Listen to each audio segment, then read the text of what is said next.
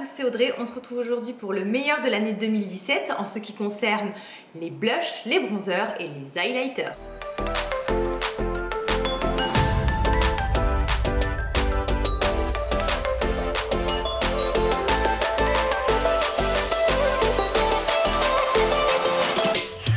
Dans cette vidéo, je vais vous présenter les bronzers, blushs, highlighters que j'ai le plus aimé utiliser cette année, mais aussi certains depuis de nombreuses années. Tout ce qui est base de teint, fond de teint et poudre libre, je vous renvoie à mon best-of maquillage peau grasse parce que c'est mon type de peau, mais voilà, c'est là où j'y ai présenté ces trois types de produits.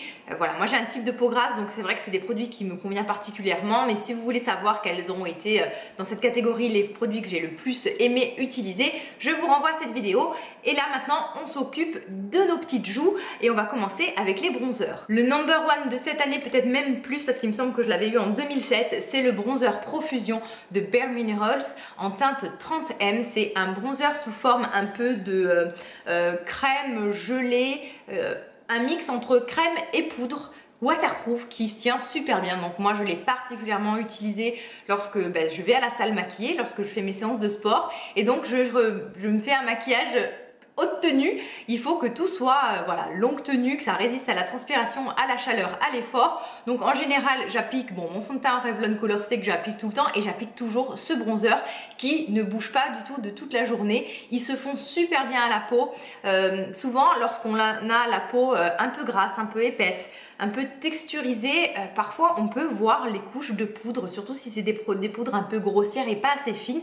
Là avec ce bronzer, comme c'est une forme un peu crème, ça se fond super bien à la peau, et voilà, et c'est très diffus, le résultat est très joli. C'est celui que je porte aujourd'hui, je l'adore, c'est mon number one, je ne me jure que par celui-ci. Si je devais, je crois, en garder qu'un, ben voilà, ça serait celui-là. Ensuite, le bronzer Give Me Sun de MAC Cosmetics que j'utilise aussi depuis de nombreuses années. Ça doit être le deuxième ou le troisième que je rachète. Je l'avais découvert, je crois, il y a 5 ans lors d'un voyage à Paris en boutique. C'était à l'époque une édition limitée, c'est devenu maintenant, il est passé dans la gamme permanente. On est sur un bronzer qui est quand même très orangé. Alors je vous ai pas précisé, donc là on va être plus sur des produits, vraiment des réels bronzers. Pas forcément des produits contouring. Donc contouring, ils ont toujours cette tonalité beaucoup plus froide, comme des ombres en fait, pour marquer les contours. Là le bronzer, c'est quand même beaucoup plus chaud. Moi je les aime orange mais pas trop. Celui-ci, voilà, il est beaucoup moins orange que celui-là par exemple, mais là vraiment on est sur la catégorie des bronzers et pas des produits contouring, hein, je préfère vous préciser. Donc c'est pour ça que c'est vraiment des produits qui ont des sous-tons chauds qui imitent le bronzage naturel. Donc moi je bronze très très rouge, donc c'est pour ça que les bronzers qui ont des tonalités un peu plus orange sont un peu plus flatteurs sur ma peau. Le Give Me Sun se travaille à merveille, il est lumineux, il est fondant. Il se fond bien à la peau, il est fondant, genre fondant au chocolat. Il est satiné mais pas trop, pas irisé, pas pailleté. J'aime pas les bronzers pailletés parce que ça marque voilà, la texture de ma peau. Je préfère les bronzers mat, un peu satinés. Celui-ci, voilà, il est divin, il dure une éternité et il a cette teinte que j'aime moi, c'est-à-dire vraiment orange, enfin orange pas trop, mais vraiment de bronzage chaud comme j'ai l'été en fait. Le Butter Bronzer de Physicians Formula, alors ça c'est mon bronzer de cet hiver. Alors c'est dommage parce qu'ils sont divinement bons, la noix de coco, donc on pourrait dire que c'est un bronzer plus estival, mais sauf que la teinte est beaucoup plus froide et grise et que il est beaucoup trop clair lorsque je bronze l'été. Donc ça c'est typiquement le type de bronzer que j'utilise l'hiver, un tout petit peu plus froid. On est pareil sur une texture un peu comme celui de Make Up Forever. Tout à l'heure je crois que je me suis gourée lorsque je vous l'ai présenté, j'ai dit Bare Minerals, mais c'est Make Up Forever, pardon. Donc on est sur une texture à la fois poudre et crème, compacte, mais c'est pas du tout crémeux, donc c'est assez... on dirait presque un beurre, c'est assez particulier, un beurre sans être gras. Donc c'est vraiment une texture qu'il faut découvrir, donc d'où son appellation de Butter Bronzer. Pareil, ça se fond divinement bien à la peau, c'est pas du tout irisé, légèrement satiné on va dire, et ça sent divinement bon la noix de coco, encore faut-il aimer la noix de coco. Un autre bronzer que j'ai énormément utilisé, qui fait partie d'un kit contouring, mais qui a une teinte vraiment trop orange on va dire pour être utilisé je trouve en contour. Donc c'est le kit contour de Cover FX dont je vous ai parlé X fois, et en fait c'est la teinte voilà, numéro 4 et numéro 3 que j'aime beaucoup, je les ai beaucoup utilisées. Alors ça j'aimais beaucoup les utiliser lorsque j'avais besoin à la fois de couvrance et d'un produit qui se fond, alors je sais pas comment vous expliquer, mais alors le fait que ça soit en fait un produit contouring qui pourrait presque être utilisé comme un fond de teint, on va dire, ça a ce côté un peu plus couvrant. Donc par exemple, les fois où j'avais besoin d'une haute couvrance, d'une longue tenue, d'un rendu très sophistiqué, ou alors voilà, que j'avais peut-être appliqué un fond de teint pas assez couvrant parce qu'au niveau des joues, moi mes cicatrices sont vraiment localisées à ce niveau-là, j'aimais utiliser ce produit qui va apporter un peu plus de couvrance. Donc ça se travaille relativement bien, franchement de tous les produits contouring, ça fait partie d'un des meilleurs, c'est une texture crème. Donc ça peut peut-être vous faire graisser la peau si vous avez un type de peau très très gras, mais moi je vous assure qu'avec mon type de peau qui pourtant est très gras, j'ai pas de souci de brillance et ça tient très très bien et ça se fond bien. Donc quand il y a eu la grande mode du contouring, moi ça a fait partie des seuls produits que j'ai vraiment utilisé et aimé surtout. On va rester avec la marque CoverFX, les gouttes accent sur mesure en teinte Sunset. Ça existe en fait à la base, c'est un highlighter, mais ça a été ensuite décliné avec deux teintes, ouais je crois deux teintes de bronzer, si je vous dis pas de bêtises. Donc là on est sur un highlighter, un bronzer pardon, très concentré, liquide, totalement liquide, pareil que vous allez venir travailler avec un petit pinceau. Donc voilà, ce genre de petit pinceau, ce pinceau aussi comme ça, plutôt synthétique on va dire, ça se fond super bien à la peau. Je l'ai même utilisé pour foncer mes fonds de teint lorsqu'ils étaient trop clairs. Je l'adore, c'est lorsque j'ai du temps, lorsque j'ai envie de changer, lorsque j'ai pas forcément envie d'utiliser mes poudres, voilà, mes bronzers poudre, j'aime utiliser ce type de produit. Je trouve que ça change du quotidien, voilà, c'est la petite touche un peu fun, ça se travaille différemment et le rendu est aussi très très joli, très fondu, ça se travaille bien, c'est bien pigmenté, je l'adore. Je termine par deux bronzers beaucoup plus satinés et irisés que les autres. Le premier c'est celui d'Hourglass en teinte, que je vous dise pas de bêtises, Radiant Bronze Light. On est sur un bronzer avec des jolis reflets satinés, irisés, sans être pailleté. C'est très lumineux, c'est très flatteur l'été. Voilà, c'est très très joli, ça se fond pareil très très bien. C'est des poudres tellement fines qu'on n'a pratiquement pas besoin de les travailler. Donc voilà, il est un peu plus lumineux que les autres. Et un autre que j'ai énormément utilisé qui a ce côté très fondant et très irisé sans trop être irisé, mais il est vraiment lumineux, c'est le bronze invisible de Bare Minerals et il est magnifique. Je l'ai énormément utilisé cet été parce que la teinte est assez orangée et assez soutenue, mais c'est un bronzer qui existe en plusieurs teintes et qui se fond divinement bien. Il est tout doux, vraiment c'est une texture juste incroyable, très satinée, une poudre très très fine. Je l'ai, voilà, comme je vous ai dit, énormément utilisé cet été. Cette année, j'ai testé pour la première fois les blushs Hourglass et j'ai totalement été conquise par celui-ci en teinte Radiante Magenta. C'est pareil, très fondant, très lumineux, ça se diffuse, ça vous crée une sorte de lumière et de glow naturel, juste bonne mine. Il est très très beau. Je leur reproche peut-être de ne pas être assez pigmenté, mais si justement vous avez la peau claire, moi le souci voilà, c'est que par rapport à mon bronzage et ma teinte de peau, il faut quand même que ça se voit sans que ça fasse trop.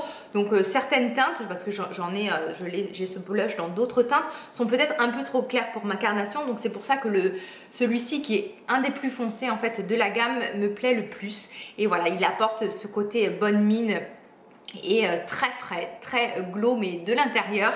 Et vous pouvez presque vous passer d'highlighter. Alors c'est pas non plus, ça brille pas non plus voilà, de mille feux, vous ressemblez pas à une boule à facettes, ne vous inquiétez pas. Un blush dont je vous ai parlé il n'y a pas très longtemps, les Floral Blush de Milani en teinte Coral Cove.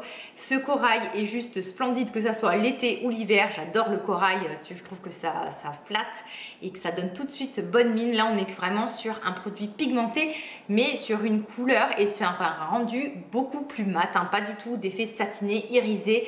Le design en forme de fleur est juste trop joli et comme je le dis à chaque fois, on hésite à chaque fois à tremper le pinceau à l'intérieur tellement c'est très très beau.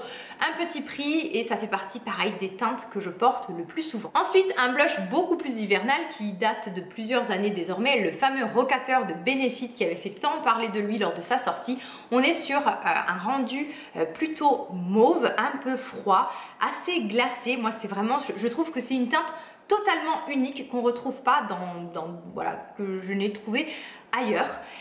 Cette espèce de mauve mais beige aussi, vraiment c'est une teinte je trouve juste unique, qui est très flatteuse l'hiver, qui donne bonne mine et qui a cet effet voilà, brillant, voilà, il fait vivre le visage. Vraiment, lorsque l'on le porte, moi je trouve que les joues prennent de la dimension.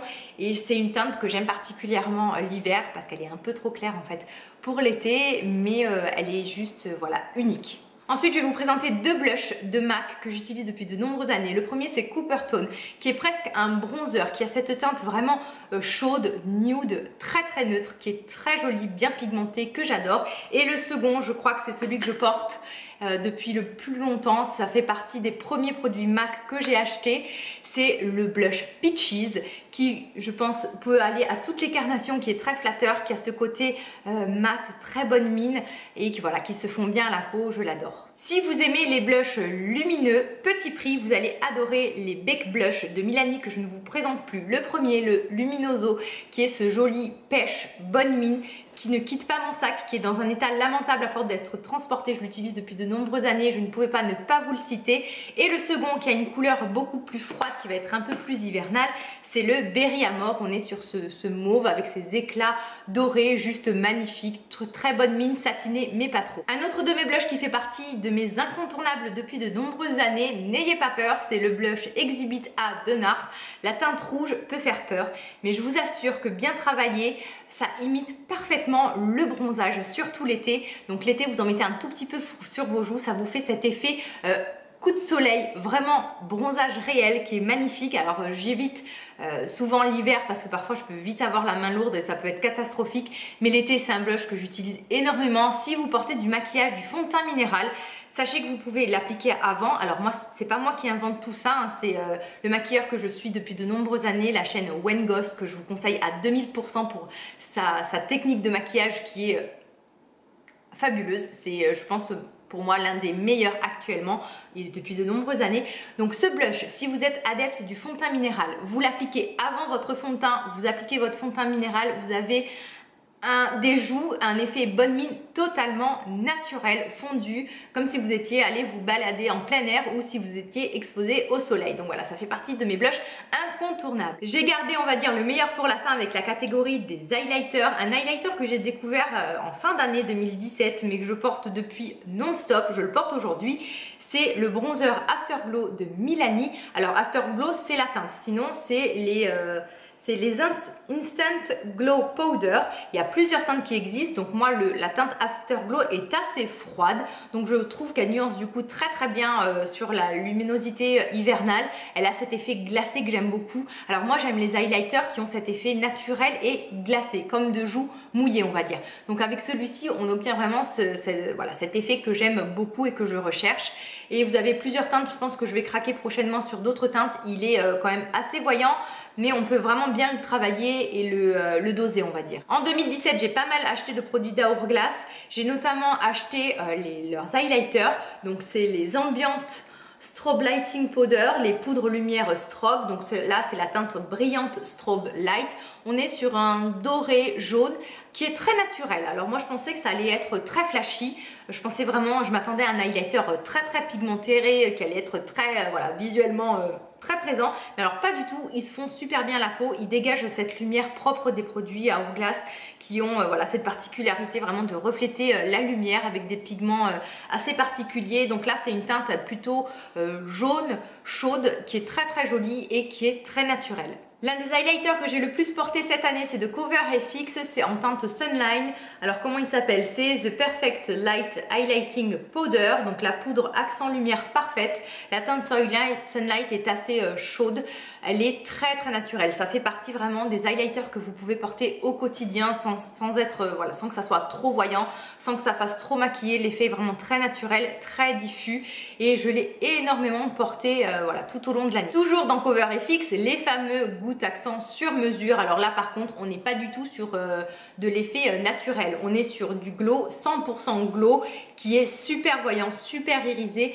Ça se travaille complètement différemment parce que c'est un produit liquide. Donc on va pouvoir le mélanger à un fond de teint, on va pouvoir l'appliquer avant le fond de teint, on va pouvoir l'appliquer sur le fond de teint, mais avant les poudres surtout. Et surtout, c'est un glow qui peut être très voyant, donc il faut savoir bien le doser. C'est super économique, c'est vrai que ça revient assez cher parce que c'est plus d'une trentaine d'euros un petit flacon comme ça, mais je pense que vous en avez pour une vie entière, sauf si vous en mettez partout tous les jours sur le corps. Oui, d'ailleurs je vous dis sur le corps parce qu'on peut vraiment l'utiliser sur le corps, mélanger un lait corporel par exemple, ou si vous mettez un tout petit peu, une petite pointe sur les épaules, sur les omoplates, ça peut faire juste super joli. Et je sais pas si je vous l'ai précisé, mais la teinte c'est Moonlight, un highlighter de la marque Pure Minerals en teinte Afterglow, donc là le même nom que celui de Milani. Alors là on est sur un rendu pareil, très naturel, très diffus, une couleur plutôt chaude jaune qui se travaille parfaitement, qui se font à merveille et qui n'a pas cet effet trop voyant. Voilà, c'est vraiment l'effet, moi, cet effet-là que j'aime beaucoup, un peu glacé et surtout naturel, qui peut être porté au quotidien. Ceux qui aiment les produits minéraux et qui font attention aux compositions vont particulièrement apprécier cette marque. Pareil, un highlighter portable au quotidien, c'est l'Invisible Glow en teinte médium. Donc voilà, c'est toujours Bare Minerals qui fait ça dans un joli packaging très luxueux, très beau. On est sur un highlighter mais quasiment invisible mais pourtant présent. Je ne sais pas comment vous expliquer. Vous l'appliquez, vous avez juste un glow naturel, encore une fois, qui est présent mais pas trop. On a vraiment l'impression que vous avez bonne mine, que votre peau reflète le visage sans pour autant être maquillée. Ça se diffuse complètement, ça se fond sur vos joues. Il est juste, voilà, super. C'est vraiment lui et le bronzer, ils ont vraiment cette texture là un peu fondante et très particulière, très fine, que j'aime beaucoup. Bon, et je termine par un highlighter. Celui-ci on ne le présente plus, c'est le Moonstone. J'aurais pu vous présenter également le Opal de la marque BK. Ça c'est des highlighters qui se voient, qui sont très présents, qu'on peut moduler bien sûr, mais voilà, fan du naturel et du no make-up, passez votre chemin. Si vous aimez tout ce qui brille, ça fait partie des highlighters que toute make-up addict, on va dire, se doit de posséder. Je vais conclure cette vidéo avec les pinceaux que j'utilise le plus pour ces produits. Pour le bronzer, j'utilise énormément, d'ailleurs il est tout sale parce que je l'utilise tout le temps, j'ai beau le laver mais vu que je le réutilise à chaque fois, je vous les présente. D'ailleurs tous ceux que je vais vous présenter, ils sont pas très propres parce que je viens tout juste de les utiliser.